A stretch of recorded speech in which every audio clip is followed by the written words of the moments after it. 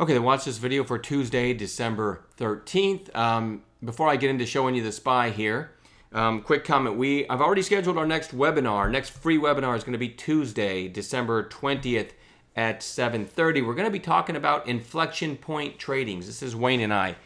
We put the trading course, we put on the trading course together, and we do these webinars together.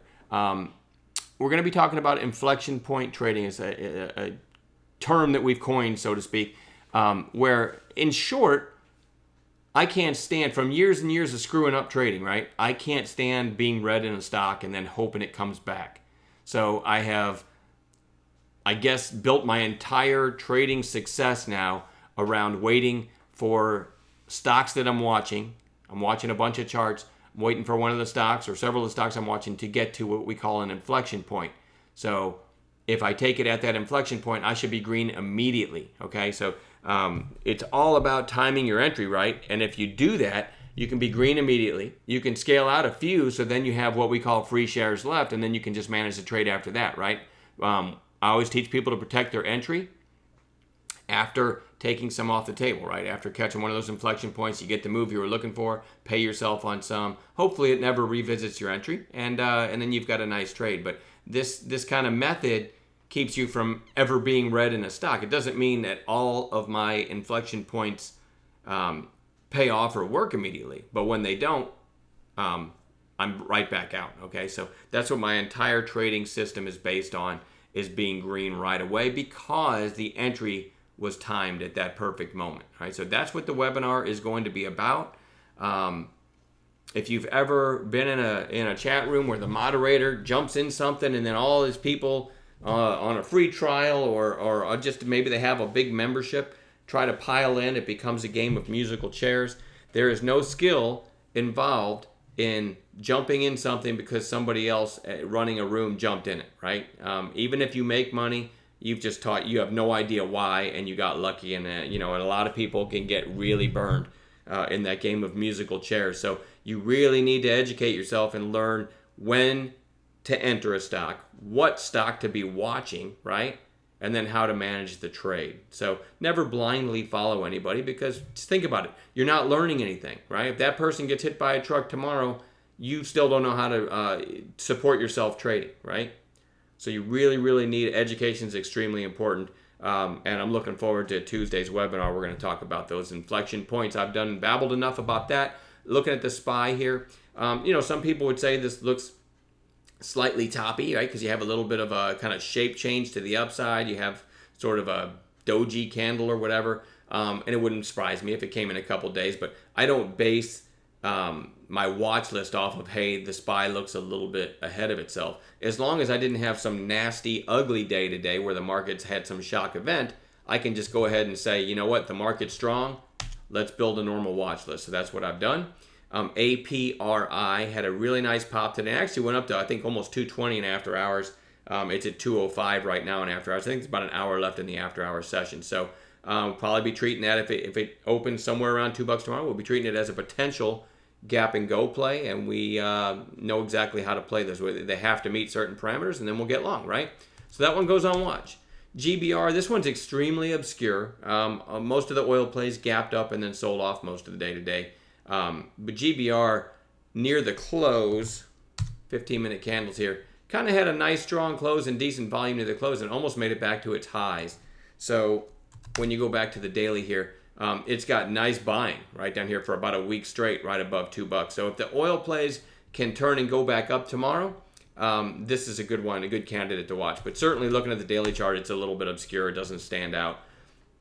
I've recently, this weekend, I upgraded my PC to a workstation, and so you'll notice my charts look a little different because when I downloaded eSignal this time, I went ahead and went to the most recent version. I've been stubborn and using version 10 point whatever for years because I was used to it. And I do miss where I have the numbers up here. I could have a 1, a 2, a 5, a 15, a 30, 60, and just click on the number, and then it populates that time frame of the chart. And I don't think you can do that on the newer version. So that's, day trading speed is everything, and that takes an extra step now to put in a time frame.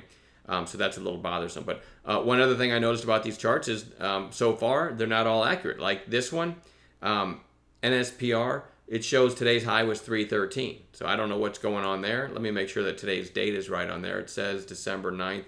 Well, there's the problem. For some reason, December 12th is missing on this chart. All right. Anyway, this popped up to 350 today before settling in. Geez, I'm not sure where. 311 maybe? It's hard to tell. I don't know why it's missing a day. Also on my old charts, I could right click and then one of my options would be refresh. And that would maybe get the chart going again. I don't see a refresh option unless I'm just missing it.